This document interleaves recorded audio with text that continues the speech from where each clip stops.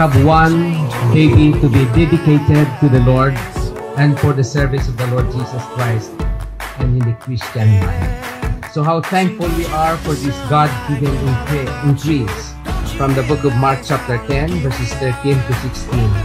It says, "And they brought young children to him that he should touch them, and his disciples rebuked those that brought them. But when he saw it, he was much displeased, and said unto them, Allow the little children to come unto me, and forbid them not, for to such is the kingdom of God. Verily I say unto you, whosoever shall not receive the kingdom of God as a little child, he shall not enter therein. And he took them up in his arms, put his hands upon them, and blessed them." Happy birthday! Happy birthday, Marasalpa!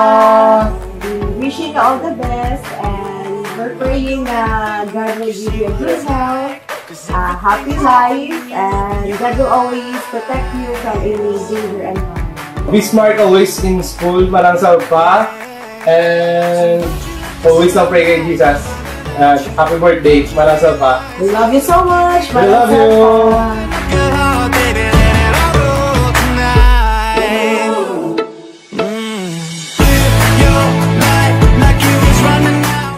So ang bisip sa akin nga panganay ako nga mag-ayos siya bata magdako kag magyahan gid siya sa maayo sa iyang magigikanan as long nga buhi kami nga mga lolo dire hindi namon siya pagpabayaan kaya nga ginikanan uno sa tanan may nalawas sa iya nga ang wish ko gid nga makita ko gid siya ang iya nga pagka teenager pagkadalaga pag sa uli mga professional na siya. So in the itself happy birthday. So Salpa, wish you all the best in life, stay God-caring, love your parents and respect your parents always.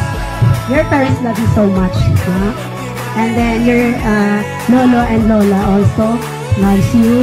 So never stop chasing your dreams. So study well, okay. Happy birthday. Yeah.